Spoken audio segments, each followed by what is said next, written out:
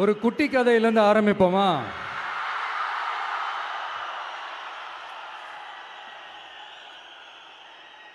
ஒரு பெரிய ஊர், ஒரு 4 ரோடு ஜாயிண்ட் ஆகிற மாதிரி ஒரு ஜங்ஷன்,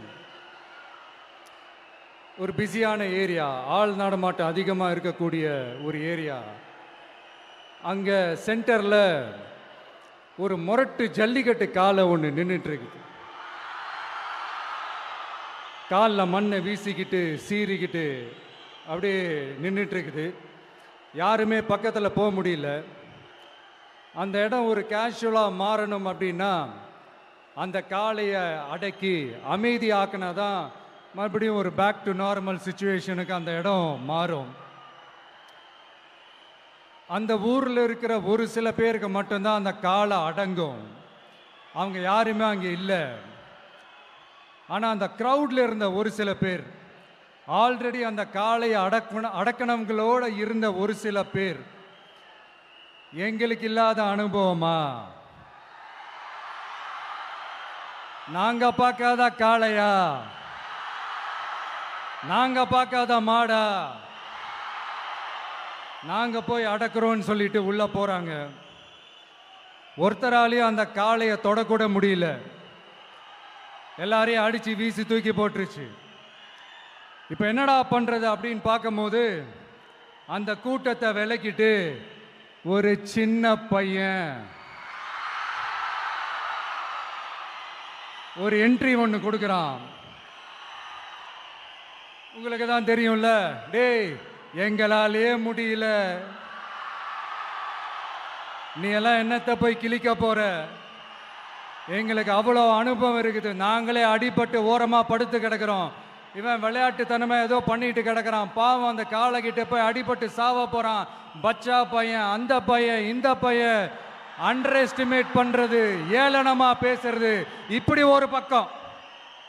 இன்னொரு பக்கம் பரிதாபப்பட்டு, ஐயோ பாவமே, இப்படி தனியா போய் மாட்டிக்கிட்டானே அந்த காளைகிட்ட, என்ன பண்ண போறானோ அப்படின்ட்டு ஒரு பக்கம் பரிதாபப்பட்டு பேசுறாங்க.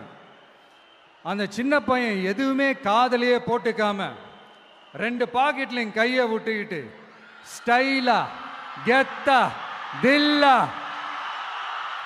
அப்படியே உள்ள போறான். ஒரு ஸ்டெப் எடுத்து வைக்கிறான், அந்த காலை அப்படியே சீறிக்கிட்டே நின்றுட்டு இருக்குது. இன்னொரு ஸ்டெப் எடுத்து வைக்கிறான், காலை அப்படியே சீறிக்கிட்டே முன்னாடி வருது. மக்கள் எல்லாரும் பதட்டத்தோடு அப்படியே பார்த்துட்டு இருக்கிறாங்க.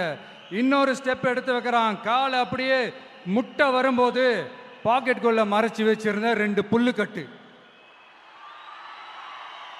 அதை அந்த காளை கிட்ட காட்டுறான். காளை அப்படியே சடனா வந்து நின்று அது மூடெல்லாம் மாறி அந்த புல்லுக்கட்டை சாப்பிட ஆரம்பிச்சிருச்சு. அந்த சின்ன பையனும் அந்த காளையை அப்படியே தடவிக்கிட்டு வரான். காளையும் பக்கத்தில் ஒரு குழந்தை மாதிரி நடந்து வந்துக்கிட்டு வருது. பக்கத்தில் இருந்த ஒரு வயல்வெளியில் அந்த காளையை மேய விட்டுட்டு வரான். மக்கள் எல்லாரும் அந்த பையனை ஆச்சரியமாக பார்க்குறாங்க. அந்த அடிபட்டு கிடந்த அந்த அனுபவசாலிங்க தலையை தொங்க போட்டு நின்றுட்டு இருக்கிறாங்க. ஏன்னா பேசின பேச்சு அப்படி. வாய் இருக்குன்றதுக்காக நக்கலுமா நையாண்டியுமா நச நச நச நசன் ஒரே பேச்சு.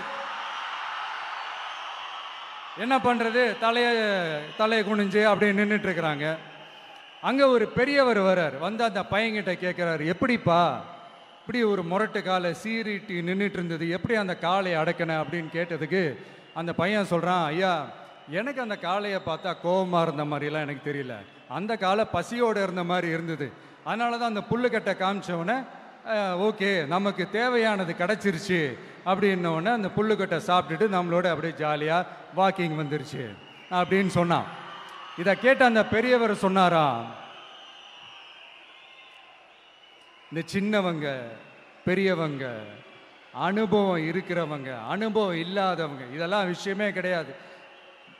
யாரா இருந்தாலும் அந்த சூழலுக்கு ஏற்ற மாதிரி அந்த சிச்சுவேஷனுக்கு தகுந்த மாதிரி என்ன பண்ணி அந்த ப்ராப்ளமை சால்வ் பண்றான், ஏது பண்ணி அந்த ப்ராப்ளமை சால்வ் பண்றான், அதுதான் விஷயமே, அதுதான் மேட்ரு.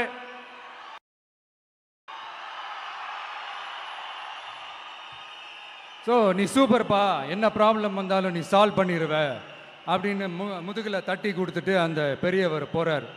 இப்போ அந்த கதையில் அந்த முரட்டு ஜல்லிக்கட்டு காலை தான் நம்ம தமிழ்நாட்டு அரசியல் களம். அந்த பெரியவர் தான் நம்ம தமிழக மக்கள். அந்த பாக்கெட்டுக்குள்ள ஸ்டைலா தில்லா கெத்தா ஒருத்தன் உள்ள வந்தான் பாருங்க, அவன்தான்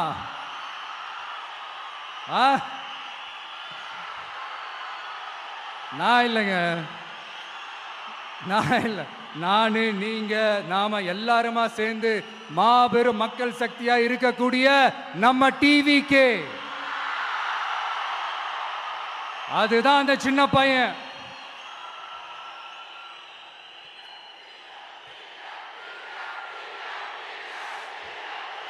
தேங்க்யூ தேங்க்யூ தேங்க்யூ.